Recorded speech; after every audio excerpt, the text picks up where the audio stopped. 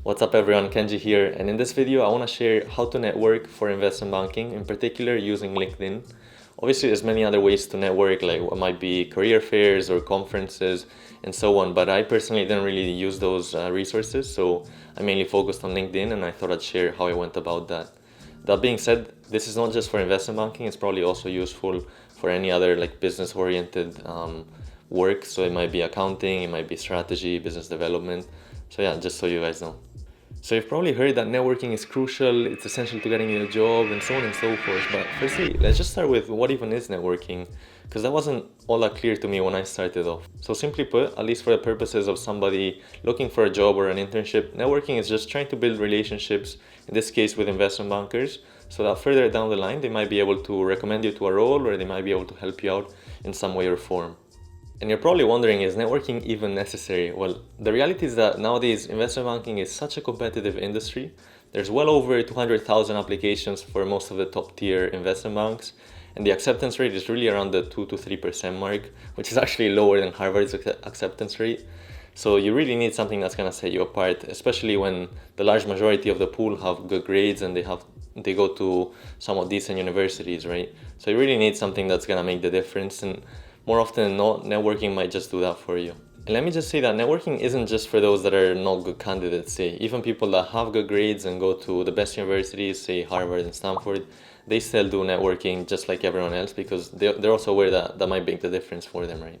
So I split this video up into four main sections. The first one has to do with your story. So making sure that your story makes sense, it's coherent, and your resume is looking good. And I'll show you how to do that. Then secondly, it has to do with the research. So looking at what banks do you want to apply to and how to actually find the people that work at those banks. So I'll show you how I went about that. Thirdly, we'll look into reaching out. So what message you should actually send them so that hopefully they actually reply to you. And then lastly, we want to look at following up, right? So once you've gotten in touch with them once, you might want to follow up and ask them for a favor with relation to the job itself, right? So if we were to have a timeline, it would look something like this. Basically, here's the job start date, and actually 1 year ahead is when recruiting actually starts. At least in the US, that's when it starts. I know it's super, super early, but that's just what it is at the moment. And so prior to that recruiting season starting, that's when you want to already have your story ready, have researched the companies that you want to apply to, and have started to reach out, right? So you ideally want to reach out between 1 to 3 months in advance, where you send out the messages and hopefully they reply to you and you get on a call or two with people that work at the bank you want to work for. And then you want to follow up later on, say about 1 month ahead to a couple of weeks ahead of you actually sending out the application.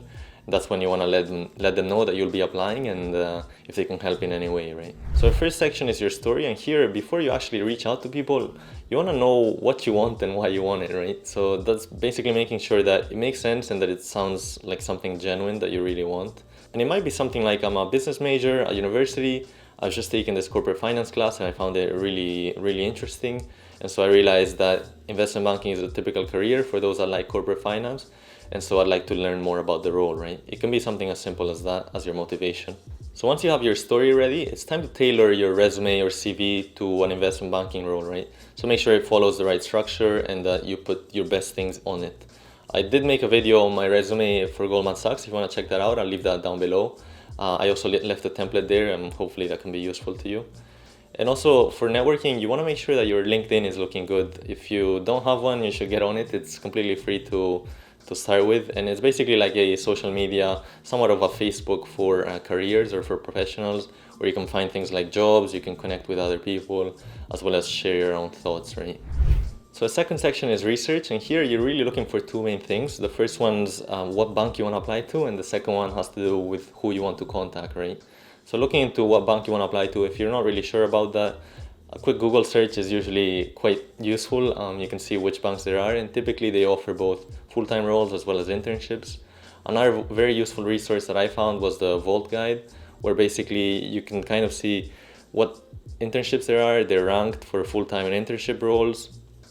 So for instance, you can get a good idea of which banks there are out there, as well as if you look further into them, like say I click on this Goldman one, you can see some pros and cons of each one, as well as a bit of a brief description, right? So I thought that was quite useful, especially when I started off. Alright, so suppose we know which investment banks you want to work at, and now we have to contact the right people, right? So let's hop onto LinkedIn and I'll show you how I went about that. So let's say we're looking to connect with people that work at Morgan Stanley as investment banking analysts. So let's search that. Then we can filter by people, and we can actually go much further in that, say filter by country, so wherever you're from, let's say New York City in this case. And then you can filter by university and so on. So you get the results here. And it's really that simple to find the people, and from there you would just message them, right? Overall, I would say that you want to try to find a connecting point with them. So for instance, if you went to the same university, they're probably more receptive to your message, or maybe you're from the same hometown, or you have something in common really. That's usually quite good in that you increase your chances of them actually replying to you, right? And then once you have a good number of people, you can create a spreadsheet like this one here. I know it's a bit nerdy, maybe it's excessive and you don't need that. And I'll leave that in the description just in case you want it completely free, obviously. So now that we filtered through the banks that we want to work at and we found some people, let's look into what message you should actually send them. So here's the message template that I used. It's really nothing that special, not very fancy. Basically, you want to say that, hey, you're interested in XYZ role, which you're currently working at, and I'd like to know a bit more about it. And then you might add another paragraph on your background, right? So say where you're studying or where you're currently working at, what your major is. And yeah, just a bit for them to know who you really are. And then in addition to that, obviously this is just a template, but maybe you can have another paragraph letting them know that, hey, I noticed that you went to this particular university, I did too, I said the same thing, I thought we could get in touch. So basically some kind of a connecting point, right? It can also be that you went to the same high school, or that you're from the same hometown or whatever. And as you can see, it's quite to the point. You don't really need to make it super long or put some emojis, things like that. Just, yeah, make it simple. There's no tricks to it, really. And you might feel a bit weird for messaging strangers. I did, at least when I started off. I'd say it's something fairly common in the industry. And from your point of view, even though they might not reply, right, or you might not get an answer from them, there's really nothing to lose, right? It's basically free to send out a message. It just takes a bit of time for you. And on the positive side, on the upside, if you will, if they actually get back to you, you get in touch, and maybe further down the line you end up with an interview, well, that's obviously a positive, right? So you don't have much to lose. At least that's how I saw it. Alright, so suppose you send them a message, they actually go back to you, and now you have a call set up, or you have even better a coffee chat in person set up.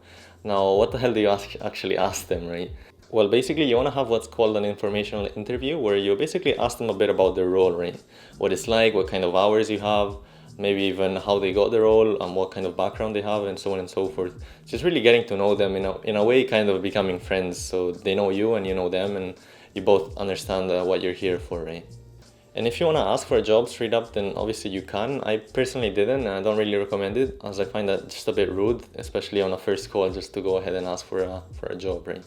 So the fourth section is the follow-up, and here ideally you've let a couple of weeks pass since you last called them or last got in touch with them, and now it's maybe about a couple of weeks before recruiting season actually starts, and here's what I think you should ask them. Here you can basically start off with telling them that, hey, I'm applying to the bank that you're currently working at, whatever bank that is, and that it's my number one choice, and so I wanted to know how I can best optimize my chances to get the position. So basically, if you cause a good impression, they're basically going to understand that, well, you would like to have an interview or something along those lines. So they might be able to recommend you, as in get you in touch with the HR team so they can look over your resume or something like that. So yeah, hopefully that's the ideal scenario, where they just fast track you to an interview, if you will. And obviously that doesn't always happen, right? Maybe nothing comes out of it. And at least, well, you got some more insights into the actual industry, and you have a friend in there, right? So that's also positive. And I just wanted to quickly say thank you for subscribing if you already are, and thanks for watching my videos. Last time I checked, it was around 4,000 subs at the moment. I honestly didn't think it would grow this fast. I don't really have experience making videos before, so it's been quite I guess, yeah, an upward learning curve, if you will. So thank you for supporting the channel. I'll hopefully be doing a Q&A video sometime soon, where I'll cover things like how I transferred to Cornell University, how I got the internship, and so on and so forth. So yeah, stay tuned for that. So that's the end of the video. Hope you enjoyed it. If you're gonna go networking, best of luck with that, and I'll hopefully catch you in the next one.